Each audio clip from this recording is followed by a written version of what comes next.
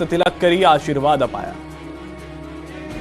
ચૂંટણીમાં નેતાઓમાં માન્યતાઓનું પણ મહત્વ જોવા મળી રહ્યું છે। વાત ભરૂચની છે, જ્યાં રક્ત તિલકની માન્યતાએ ભારે ચર્ચા જગાવી।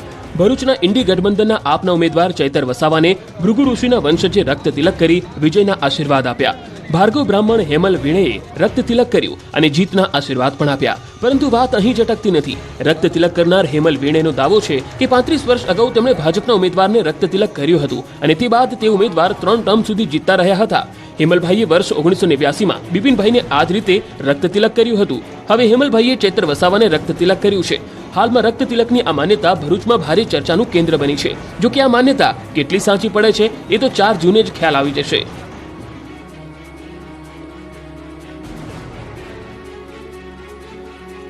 આપ જોડ્યા બાદ અલ્પેશ કથિરિયા અને ધાર્મિક માલવીયા ભાજપમાં ભળી ગયા, સાથે 200 કાર્યકરોએ પણ કેસરિયા કર્યા। આપમાંથી રાજીનામું આપનારા અલ્પેશ કથિરિયા અને ધાર્મિક માલવીયા સહિત 200 આપના કાર્યકર્તાઓ ભાજપમાં જોડાયા। સુરતમાં પ્રદેશ પ્રમુખ પાટીલના હસ્તે તેમણે કેસરિયા કર્યા। આ પ્રસંગે પાટીલે કહ્યું કે અલ્પેશ સાથે ઘણીવાર મળવાનું થયું। વર્ષ 2022ની ચૂંટણીમાં પણ મળવાનું થયું હતું। પાટીદાર અનામત આંદોલન સમયે ચર્ચામાં આવેલા કથિરિયા અને માલવીયાએ કેસરિયા કર્યા બાદ કહ્યું કે સમાજના જે કોઈ પણ પડતર પ્રશ્નો હોય તેનો ઉકેલ લાવવાનો પ્રયાસ કરવામાં આવશે। અલ્પેશે દાવો કર્યો કે આંદોલન સમયના કેસો પરત ખેંચવાની સરકાર તરફથી ખાતરી મળી છે અને પાર્ટીમાં રહીને પ્રયાસો કરાશે। તો માલવીયાએ કહ્યું કે પાટીદાર અનામત આંદોલન સમિતિના મુખ્ય ટીમના મોટા ભાગના લોકો અલગ અલગ પક્ષોમાં જોડાયા છે અને સમાજ હિતમાં અવાજ ઉઠાવશે તો અમે સાથે રહીશું। વિદેશથી આવેલા ગુજરાતીઓ લોકશાહીના પર્વને ઉજળું બનાવશે। 11 દેશથી આવેલા લોકોનો અમદાવાદમાં પ્રચાર। લોકસભા ચૂંટણીને લઈ અને ન માત્ર દેશમાં પરંતુ વિદેશમાં વસતા મૂળ ભારતીયો પણ ખૂબ જ ઉત્સાહિત છે।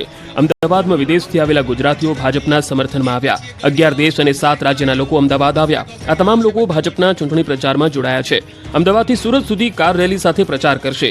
ભારતમાં સૌપ્રથમ વખત આ પ્રકારની કાર રેલીનું આયોજન કરાયું છે। અમેરિકા, દુબઈ, ઓસ્ટ્રેલિયા, ન્યૂઝીલેન્ડ જેવા દેશોમાંથી લોકો આવ્યા છે। વિદેશમાં રહેતા મૂળ ભારતીય નાગરિકો પીએમ મોદીના સમર્થનમાં રેલીમાં જોડાયા। જગદીશ વિશ્વકર્મા, ભૂપેન્દ્રસિંહ ચુડાસમાએ રેલીને ફ્લેગ ઓફ કરાવી હતી। આ રેલીમાં 100થી વધુ કાર જોડાઈ। ઇન્ચાર્જ ડોક્ટર વિજય ચોથાઈવાલા, નીરવ પટેલ સહિતના મહાનુભાવો ઉપસ્થિત રહ્યા। રાજપીપળામાં મતદાનની તૈયારીઓ પૂરજોશમાં। ઈવીએમ વીવીપેટની ચકાસણી કરાઈ। 2024ની લોકસભાની ચૂંટણીનું કાઉન્ટડાઉન શરૂ થઈ ચૂક્યું છે। 7 મેના રોજ મતદાન થવાનું છે, ત્યારે લોકશાહીના આ ભવ્ય પર્વને સફળ બનાવવા કેટલાય લોકો અથાગ પ્રયત્નો કરે છે। જ્યાં લાખો નાગરિકો પોતાના મતાધિકારનો ઉપયોગ કરે છે, ત્યાં પડદા પાછળ કેટલાક એવા લોકોનો સમૂહ છે જે આ લોકશાહી પ્રક્રિયાને સફળ બનાવવા માટે દિવસ રાત એક કરીને કામે લાગ્યા છે। નર્મદાના રાજપીપળા ખાતે ચૂંટણી પ્રક્રિયાને લગતી સામગ્રીની વ્યવસ્થા ગોઠવાઈ। ટાંકણીથી લઈને વીવીપેટ સુધીના સામાનની ચકાસણી કરવામાં આવી। પોલિંગ સ્ટાફ આ સામગ્રીને ડિસ્પેચિંગ સેન્ટર પરથી લઈને તેને જીવથી વધુ સાચવીને મતદાન મથકે લઈ જાય અને કોઈ પણ ક્ષતિ ન આવે તે માટે આજે ઈવીએમ અને વીવીપેટની ચકાસણી કરવામાં આવી। સાથે છોટાઉદેપુર મતદાન મથકના સ્થળે પોતાના મતદાન મથકને ચૂંટણી માટે તૈયાર કરી છોટાઉદેપુરના જે ઉમેદવારો નક્કી થયા છે, જેમના ચિહ્ન સાથે નામના બેલેટ ઈવીએમમાં લગાડવામાં આવ્યા। આ ઉપરાંત ઈવીએમના કમિશનિંગ સેન્ટર પર કામગીરીનો પ્રારંભ કરવામાં આવ્યો। રાજપીપળામાં મતદાનની તૈયારીઓને અંતિમ ઓપ આપવામાં આવી રહ્યો છે। અમદાવાદમાં મતદાન જાગૃતિ માટે અનોખા પ્રયાસ। રિવરફ્રન્ટ ખાતે યોજાયો ડ્રોન શો। અમદાવાદનું આકાશ ચમકી ઉઠ્યું। 100 ડ્રોન થકી મતદાર જાગૃતિનો એક સાથે મેસેજ અપાયો। ચૂંટણીના આ મહાપર્વમાં લોકો વધુ મતદાન કરે તેવા પ્રયાસથી જિલ્લા ચૂંટણી તંત્રનો અનોખો પ્રયાસ જોવા મળ્યો। અમદાવાદના રિવરફ્રન્ટ પર 100 જેટલા ડ્રોન દ્વારા મતદાન જાગૃતિ અંગે વિવિધ મેસેજ આપવામાં આવ્યા। સાથે જ મ્યુઝિકલ નાઇટ તેમજ કાવ્ય પઠનનું પણ આયોજન કરાયું। તો અનેક ગાયક કલાકારો દ્વારા, અમદાવાદની ફૂટબોલ ટીમ દ્વારા, અમદાવાદના એવેન્જર્સ ખેલાડીઓએ પણ વધુ મતદાન થાય તે અંગે જાગૃતિનો સંદેશ પાઠવ્યો। ચૂંટણી તંત્ર અને ખાનગી સંસ્થા દ્વારા સાથે મળી અમદાવાદના રિવરફ્રન્ટ પર ઇવેન્ટ સેન્ટર ગ્રાઉન્ડ ખાતે મતદાન જાગૃતિ માટે ડ્રોન શો તેમજ મ્યુઝિકલ ઇવેન્ટનું આયોજન કરવામાં આવ્યું। રાત્રે રિવરફ્રન્ટ ખાતે ડ્રોન શોના આયોજનથી અમદાવાદનું આકાશ રંગબેરંગી બની ગયું। 100 જેટલા ડ્રોનથી મતદાર જાગૃતિનો અનોખી રીતે સંદેશ આપવામાં આવ્યો। આ ઉપરાંત વિવિધ સિંગર દ્વારા મ્યુઝિકલ પરફોર્મન્સ દ્વારા મતદાન જાગૃતિનો મેસેજ અપાયો। આ ઉપરાંત અમદાવાદની ફૂટબોલ ટીમ, અમદાવાદ એવેન્જર્સ ખેલાડીઓએ પણ લોકોને વધુમાં વધુ મતદાન કરે તે માટે મતદાન જાગૃતિનો સંદેશ આપ્યો। અગાઉ પણ ચૂંટણી પંચ અને અન્ય સંસ્થાઓ દ્વારા મતદાન જાગૃતિ માટે અનેક પ્રકારના અભિયાન કરવામાં આવ્યા છે। શતાયુ મતદારો ઉજવી રહ્યા છે લોકશાહીનું પર્વ। સુરેન્દ્રનગર જિલ્લામાં અશક્ત મતદારોએ મતદાન કર્યું। હાલ રાજ્યમાં શતાયુ મતદારો એટલે કે 85 વર્ષથી વધુ ઉંમરના તેમજ અશક્ત મતદારોનું મતદાન ચાલી રહ્યું છે। ચૂંટણી પંચ દ્વારા ઘરે જઈ પોસ્ટલ બેલેટ દ્વારા મતદાન પ્રક્રિયા હાથ ધરવામાં આવી છે। વઢવાણ તાલુકાના અંદાજે 400 જેટલા અશક્ત તેમજ વયોવૃદ્ધ મતદારોએ મત આપી લોકશાહીના પર્વમાં ભાગ લીધો હતો. અલગ અલગ વિસ્તારોના ઝોનલ ઓફિસર અને સ્ટાફ દ્વારા મતદાન કુટીર, બેલેટ પેપર, કવર, સરકારી સીલ સહિતની સામગ્રી અશક્ત મતદારોના ઘરે લઈ જવાઈ. સામાન્ય મતદાન મથક તેમજ નિયમ મુજબ ગુપ્ત અને પારદર્શક રીતે 85 વર્ષથી વધુ ઉંમરના મતદારોનું બેલેટ પેપર દ્વારા મતદાન કરાવ્યું. મત આપ્યા બાદ અશક્ત મતદારોએ અન્ય મતદારોને પણ લોકશાહીના પર્વમાં ભાગ લઈ અચૂક મતદાન કરવા અપીલ કરી હતી. મહત્વનું છે કે સુરેન્દ્રનગર લોકસભા બેઠક પર 85 વર્ષથી વધુ ઉંમરના 12,877 મતદારો અને 40%થી વધુ દિવ્યાંગતા ધરાવતા 2,844 મતદારો નોંધાયા છે. જે પૈકી માત્ર 1,217 વડીલ અને 272 દિવ્યાંગ મતદારોએ જ ફોર્મ 12D ભરી ઘરે બેઠા મતદાનનો વિકલ્પ પસંદ કર્યો હતો. વધુ મતદાન થાય એ માટે જૂનાગઢમાં અનોખી પહેલ. મતદાન બાદ 5 સ્ટાર હોટલમાં જમવા અને રહેવા માટે 7% ડિસ્કાઉન્ટ. આગામી 7મી મેના રોજ ગુજરાતમાં લોકસભાની ચૂંટણીનું મતદાન છે, ત્યારે જંગી મતદાન થાય એ માટે જૂનાગઢમાં નવતર પ્રયોગ હાથ ધરાયો. 7 મેના રોજ મતદાન કરી મતદાર પોતાની આંગળી પર મતદાન થયાનું નિશાન બતાવશે. તેને જમવામાં અને રહેવા માટે 7% ડિસ્કાઉન્ટ આપવામાં આવશે. જિલ્લા ચૂંટણી અધિકારી દ્વારા વધુ મતદાન માટે આ અનોખો પ્રયાસ હાથ ધરાયો છે, જેમાં હોટલ માલિકો અને રેસ્ટોરન્ટ ચલાવતા માલિકો સાથે એક મીટિંગ યોજી તેમાં 7 મેના રોજ મતદાર મતદાન કર્યા બાદ પોતાની આંગળી પર લગાવેલું નિશાન બતાવશે. તેને 3 સ્ટાર, 5 સ્ટાર હોટલમાં રહેવાનું અને જમવામાં 7% ડિસ્કાઉન્ટ આપવામાં આવશે.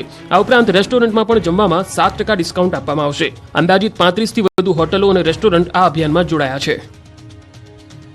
અંબાજી નજીક રેલવેના કામ દરમિયાન થયેલા નુકસાનને અપાશે વળતર. હાથી પગલા નામના લોકોને રાહત. યાત્રાધામ અંબાજી અને તારંગાનો વિકાસ થાય તે માટે કેન્દ્ર સરકાર દ્વારા કરોડોના ખર્ચે રેલવેની કામગીરી શરૂ કરાઈ છે. હાલમાં રેલવે પ્રોજેક્ટની કામગીરી પૂરજોશમાં ચાલી રહી છે. અહીં અલગ અલગ મશીનો દ્વારા પહાડો કાપવાની અને રેલવે ટ્રેક નાખવાનું કામ ચાલુ છે. ત્યારે હાથીપગલા ગામ પાસે આ કામગીરી દરમિયાન પથ્થરો તોડતા સમયે મોટો ધડાકો થયો હતો. આ ધડાકાને કારણે મોટા પ્રમાણમાં પથ્થરો ઉડ્યા હતા. પ્રચંડ વિસ્ફોટ થતા હાથીપગલા ગામના લોકોમાં નાસભાગ મચી ગઈ. પથ્થરોમાં વિસ્ફોટ કરાતા નજીકના ઘરોમાં પણ નુકસાન પહોંચ્યું હતું, જેને લઈ ગામના લોકોએ વળતરની માંગ કરી. આ સમગ્ર મામલે એજન્સીના સંચાલકોએ જણાવ્યું કે જે ઘરોને નુકસાન થયું છે તેમને વળતર અપાશે. બાકી કોઈ જાનમાલને નુકસાન થયું નથી કે કોઈને ઈજા પણ થઈ નથી. મહત્વનું છે કે હાલમાં આ જગ્યા પર રેલવે ટ્રેકની કામગીરી MKC કંપની દ્વારા ઝડપથી ચાલી રહી છે. હાથીપગલા ગામે શુક્રવારે બપોરે બ્લાસ્ટિંગ કરાતા પથ્થરો પડ્યા હતા અને લોકો ભાગતા નજરે પડ્યા હતા. જો કે આ ઘટનામાં કોઈ જાનહાનિ થઈ ન હતી. ગામના સરપંચ અને ગ્રામજનો દ્વારા સ્થળ પર દોડી આવી રજૂઆત કરવામાં આવતા કામ કરતી એજન્સી દ્વારા વળતરની માંગણી સ્વીકારવામાં આવી હતી.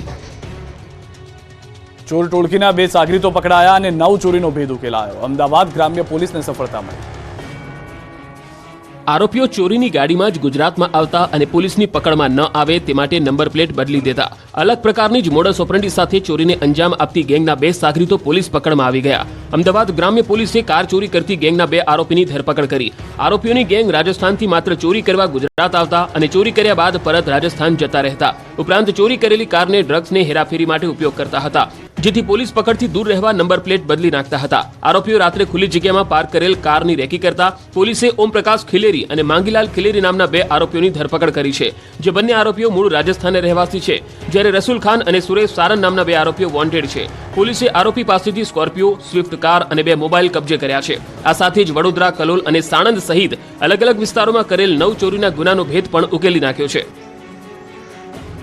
આ તરફ વલસાડમાં પણ લૂંટારૂ ગેંગ પકડાઈ. એક સાથે 15 ગુનાના ભેદ ઉકેલવામાં વલસાડ એલસીબીને સફળતા મળી. વલસાડના પારડીમાં થયેલી લૂંટના ગુનાનો ભેદ ઉકેલવામાં વલસાડ એલસીબીને સફળતા મળી. પારડીના પલસાણામાં એક વૃદ્ધાના મકાનને નિશાન બનાવી તસ્કરોએ 3.78 લાખની લૂંટ ચલાવી અને ફરાર થઈ ગયા હતા. 4 તસ્કરો મોઢા પર બુકાની બાંધી અને ઘરમાં પ્રવેશ્યા હતા અને વૃદ્ધાને બંધક બનાવીને રોકડા અને સોના ચાંદીના દાગીના લઈને ફરાર થઈ ગયા હતા.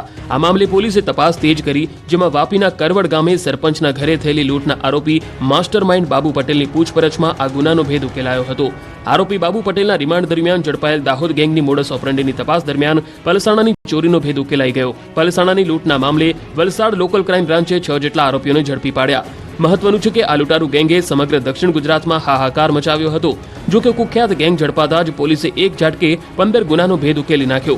આ તમામ આરોપીઓ પારડી અને આસપાસના વિસ્તારમાં બાંધકામની સાઇડ ઉપર દિવસ દરમિયાન મજૂરી કરતા હતા. સાથે સાથે આજુબાજુના વિસ્તારમાં રેકી અને ટીપ મેળવી રાત્રિ દરમિયાન ચોરી અને લૂંટને અંજામ આપતો હોવાનો પણ ચોંકાવનારો ખુલાસો થયો.